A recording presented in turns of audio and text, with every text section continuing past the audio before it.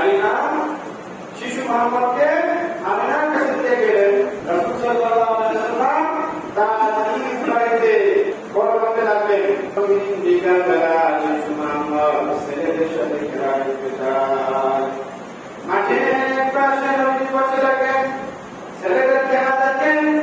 খেলা দেখার পরে বিকাল যখন মনে সন্ধ্যা কমে আসে, শিশু মুহাম্মদ আপন ইচ্ছা আবার বাসায় ফিরে আসে। এইভাবে দীর্ঘ কয়েকদিন হয়ে গেল। নবীজি প্রতিদিন খেলা দেখার জন্য ছেলেদের সাথে খেলা মাঠে চলে যায়। খেলা শেষ হলে বিকাল পর্যন্ত সন্ধ্যা কমে আসে, বাসায় ফিরে আসে। হঠাৎ একদিন নবীজি বিকাল শেষে সন্ধ্যা হয়ে গেল, বাসায় ফিরে আসে না। আমিনা চিন্তা করে গেলেন, প্রতিদিন মুহাম্মদ খেলা শেষ করে বাসায় ফিরে আসে, আজকে বিকাল হয়ে সন্ধ্যা হয়ে আসতেছে, তবুও কেন মুহাম্মদ বাসায় আসে না? শ্বশুর আব্দুল মুত্তালিবের কাছে গিয়ে বললেন, আপনার নাতি মুহাম্মদ প্রতিদিন খেলা শেষ করে বাসায় ফিরে আসে, কিন্তু আজকে এখনো কেন বাসায় ফিরে আসে না? আব্দুল মুত্তালিব বলেন, বৌমা আর দেরি করো না, এখনই খেলা মাঠে চলে যাও, আর গিয়ে খোঁজ করো। শ্বশুরের কথা শুনে আমিনা মাঠের দিকে গেলেন। খুঁজতে খুঁজতে গিয়ে দেখেন মুহাম্মদ মাঠের কিনারা বসে কাটিয়ে বসে আছে। আমিনা শিশু মুহাম্মদকে জড়িয়ে ধরে বলে, বাবা আজকে কেন তুমি বাসায় ফিরে আসো না? কি তোমার সমস্যা? শিশু মুহাম্মদ সাল্লাল্লাহু আলাইহি ওয়াসাল্লাম বলেন, আম্মা জি, আমি বিগত কতদিন যাবত আমার সাথী ভাইদের সাথে খেলা দেখার জন্য মাঠের মধ্যে আসি, কিন্তু আমি একটা সতর্ক করলাম, প্রতিদিন খেলা শেষ হওয়ার পরে সকল শিশুদের পিতা এসে তার সন্তানকে তুলে নিয়ে আবার করে কাঁধে তুলে বাসায় নিয়ে যায়। কিন্তু আমি এতদিন খেলা দেখতে আসলাম, কিন্তু আমার আব্বা আমাকে দিল না, আমার আব্বা আমাকে বিরত করে দিল না, চুমো দিল না, কাঁধে দিল না। আমি আজকে প্রতিজ্ঞা করতাম, যতক্ষণ পর্যন্ত আমার পিতা এসে আমাকে করে না মেরে বাসায় যাব না। এই কথা শোনার পরে আমিনা চোখে ধর ধর চুকিয়ে পানিতে হয়ে যায়। আমিনা বলে, বাবা তুমি আর কান্না করো না, আমি তোমার মা আমিনা তোমাকে দেওয়ার জন্য আসি। বাবা তুমি বাসায় আসো, বাসায় গিয়ে তোমার বাবার সম্পর্কে সব কিছু করবো। রাসূল সাল্লাল্লাহু আলাইহি ওয়াসাল্লাম আমিনা মনে ওঠালেন, চুমু খেলেন, বাসায় যাওয়ার পরে বসালেন। বসানোর পরে বলতেছে, বাবা তোমার বাসা ছিল, তোমার বাবার কোলে উঠবে, তোমার বাবার কাছে উঠবে। ও বাবা মুহাম্মদ, তোমার কপালে তোমার ভাগ্যে তোমার পিতা কোলে ওঠার নসিব নাই। শিশু মুহাম্মদ বলতেছে, আম্মা জি আমার পিতা কোথায়? দয়া করে আমার পিতা কোথায়? আপনারা বলে, বাবা মুহাম্মদ তুমি যখন হবার পূর্বে তোমার পিতা কোথায় দুনিয়া থেকে বিদায় করে দিয়েছে, তোমার বাবা নাই। তোমার বাবা যদি আজকে বেঁচে থাকতো, তোমার বাবা যদি জীবিত থাকতো,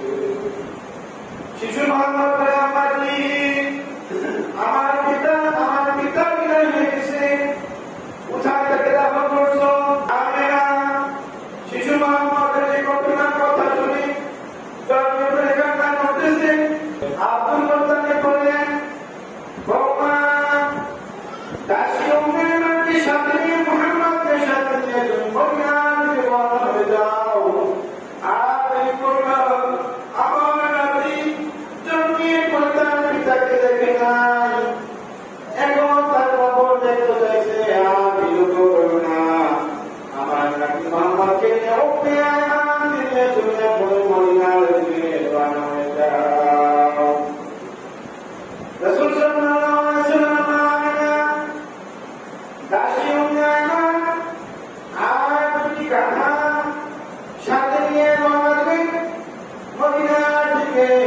মদিনার আব্দুল্লাহ কবরের কাছে অবস্থিত হয়ে যায়। আমিনা বললেন, মুহাম্মদ তুমি তোমার পিতা আব্দুল্লাহর কবর দেখতে চেয়েছিলে, এই দেখো তোমার পিতার কবর, এই কবরের মধ্যে তোমার পিতা শহীদ হয়েছে। শিশু মুহাম্মদ পিতার কবর দেখে কান্না করলেন।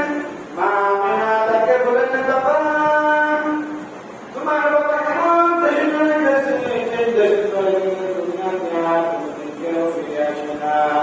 আমিনা বললেন, মুহাম্মদ আর এখানে থেকে লাভ নাই, যত কান্না করো, যত টাকাটাকি করো, তোমার পিতার মুখ থেকে থাকবে না, তোমার পিতার কবর থেকে উঠবে না। সোনা বাড়ি দিকে বাড়বে। শিশু মুহাম্মদকে সাথে নিয়ে আমিনা বাড়ির দিকে রওনা দিলেন। এমন অবস্থানে যখন আমিনা বসলেন, হঠাৎ করে আমিনা অসুস্থ হয়ে যায়। উম্মে আয়মানকে বলেন, উম্মে আয়মান আমার শরীরটা কেমন জানি করছে রে। উম্মে আয়মান দাঁড়া দিয়ে গেলেন, শিশু মুহাম্মদকে নামালেন, আমিনাকে নামালেন, ওখানে এখানে অবস্থান করলেন। আমিনা বলে, উম্মে আয়মান রে, ও উম্মে আয়মান আমার বলি সম্ভবত কিছুক্ষণের মধ্যে আমি দুনিয়া থেকে বিদায় হয়ে যাব। আমার মনে আফসোস নাই, কিন্তু আমার মনে সবচেয়ে বড় কষ্ট মুহাম্মদকে নিয়ে। যেই মুহাম্মদ জন্মের পর তার পিতা আব্দুল্লাহকে দেখে না, আজকে আমরা তার পিতার কবর দেখে রওনা দিলাম। আমার মনে হয় মুহাম্মদ কিয়ামতের জন্য তার মাকেও হারিয়ে ফেলবে। উম্মে আয়মান আমি আর বাড়িতে ফিরে যেতে পারবো না, কিন্তু আমার ছেলেকে তুমি দয়া করে নিজের আপন ছেলে করবেন লালন পালন করিও। এই কথা বলে ডাক বিলোপন করলেন ঈশ্বর নবী মুহাম্মদ রাসূলুল্লাহ সাল্লাল্লাহু আলাইহি ওয়াসাল্লাম।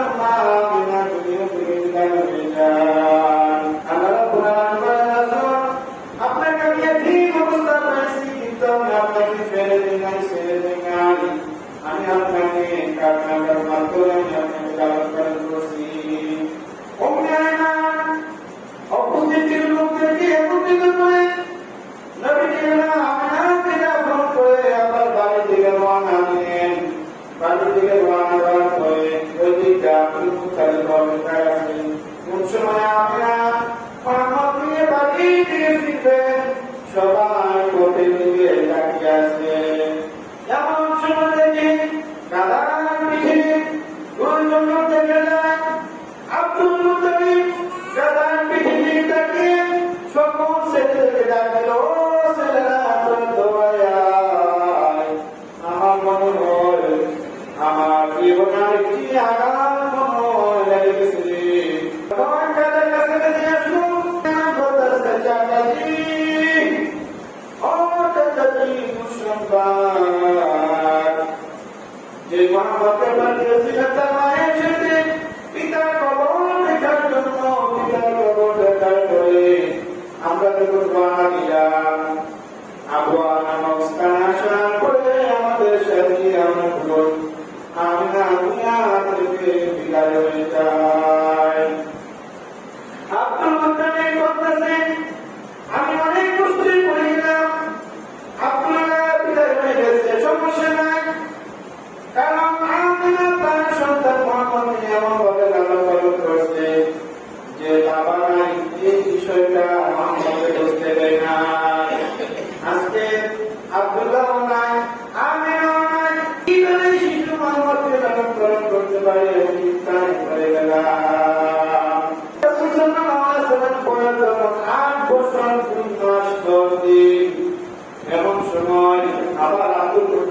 সুস্থ হয়ে যায়।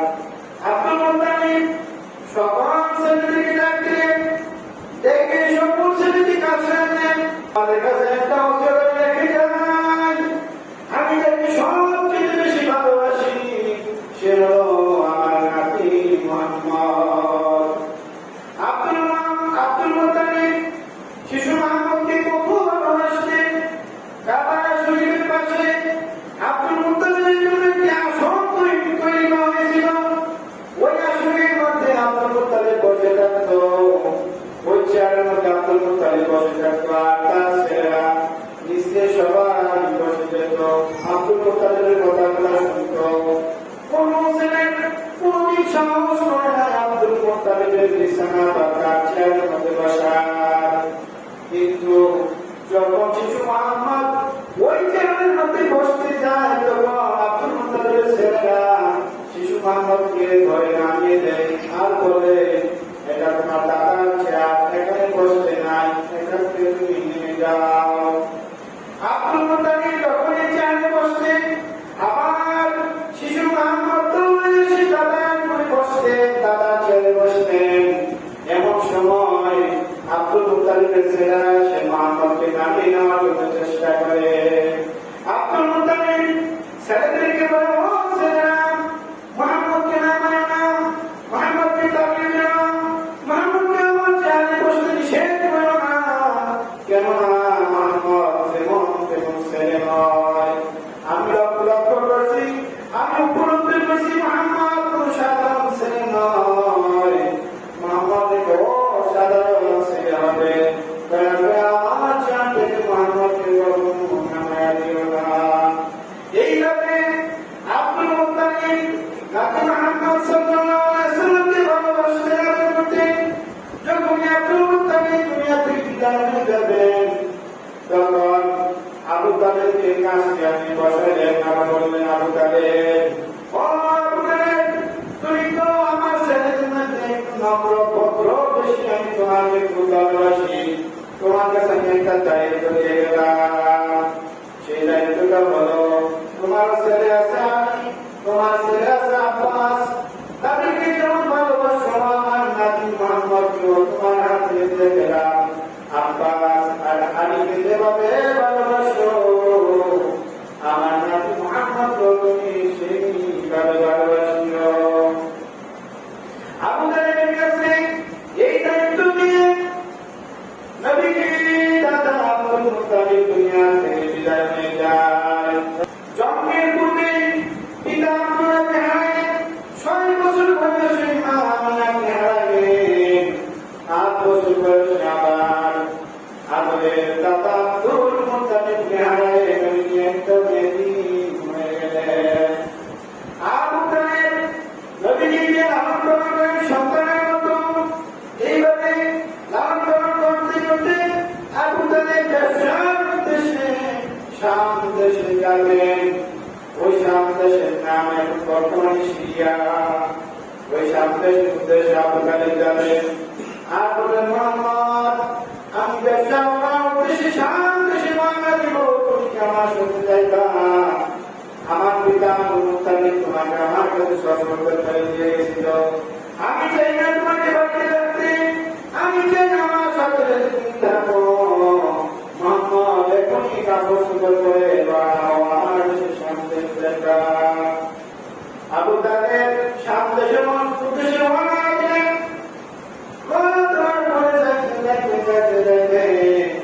একটু জায়গাটা অবস্থান করে ওই জায়গাটার মানুষের ঘুমাইয়া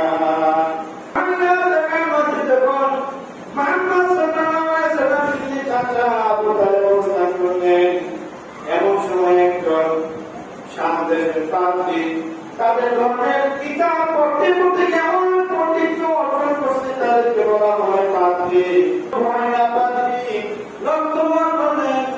উত্তর দিকে একজন ব্যবসায়ী কাফেলা এই মহারাজ নামে দিকে আসতেছে। ওই পাদ্রী তার তাবু থেকে বের হয়ে গিয়ে গেলেন। যখন তার কাছাকাছি কাফেলা আসলো, আসার পরে বলতেছে, এই ছেলে কাফেরকে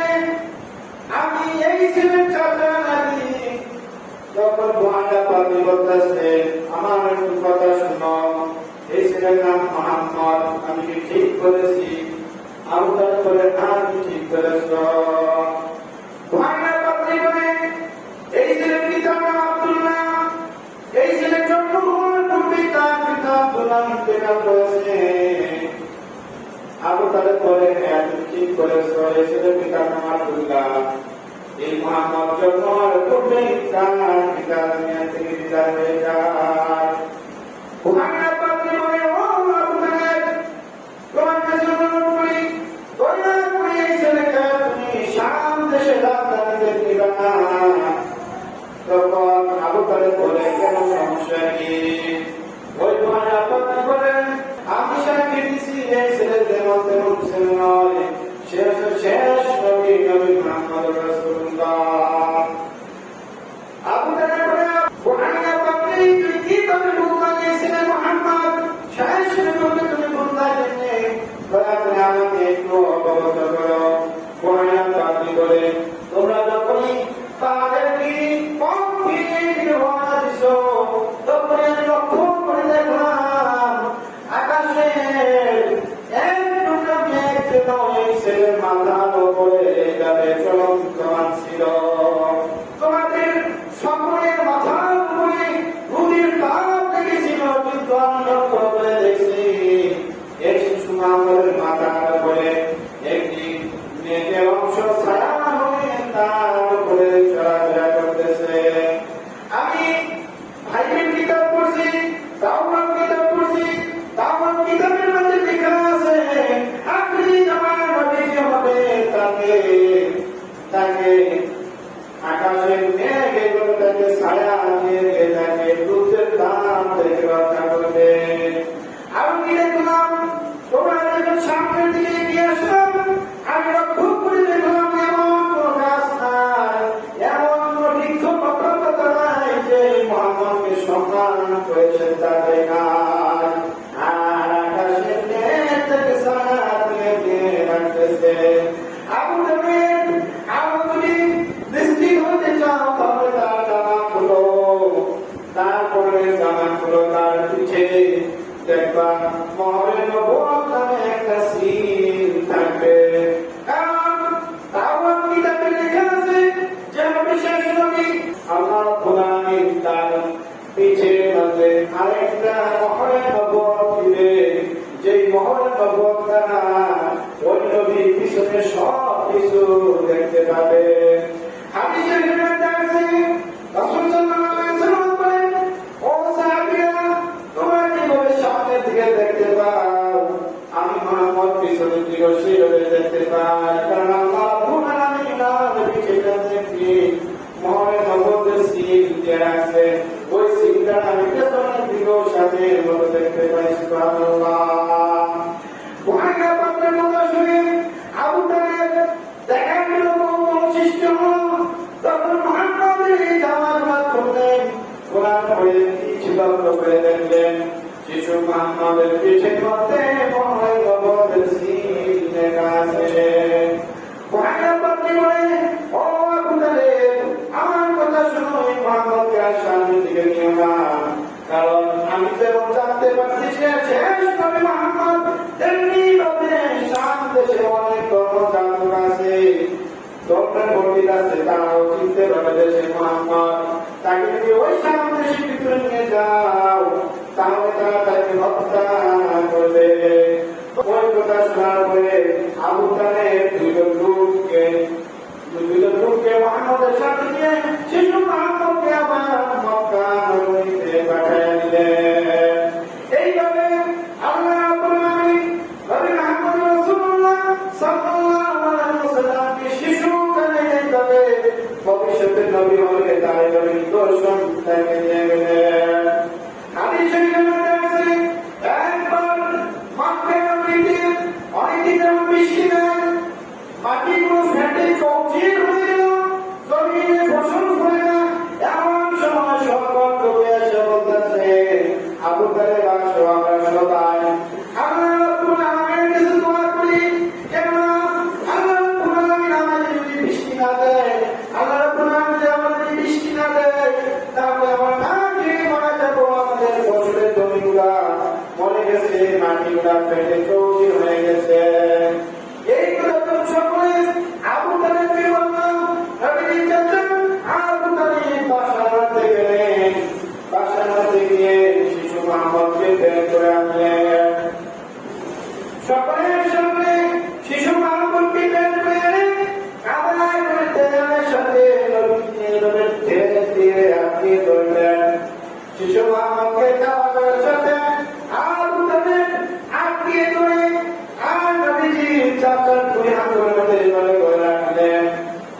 সময় সর্বপ্রথম সে লক্ষ্য করলেন আবু তালেব যখনই আমার নবীকে কাবা করে দেওয়ার সাথে এভাবে ছেড়ে আনতে ধরলেন, এমন সময় আকাশে প্রখর নূর বিলীন হয়ে মেঘমালা আকাশের মধ্যে জমে যায়।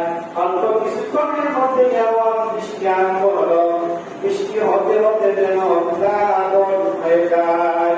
সকল মানুষ আশ্চর্য হয়ে গেল, হতভম্ব হয়ে গেল। কয়েক মাস যখন বৃষ্টি হয় না, কিন্তু আবু তালেব যখনই তার পাতিলা মুহাম্মদের কাবার দেয়ালে আটকে ধরলেন আর আকাশের দিকে তাকালেন, আল্লাহ রাব্বুল আলামিন সাথে সাথে বৃষ্টি দিয়ে আমাদেরকে দুঃখ কষ্ট দূর করে দিলেন।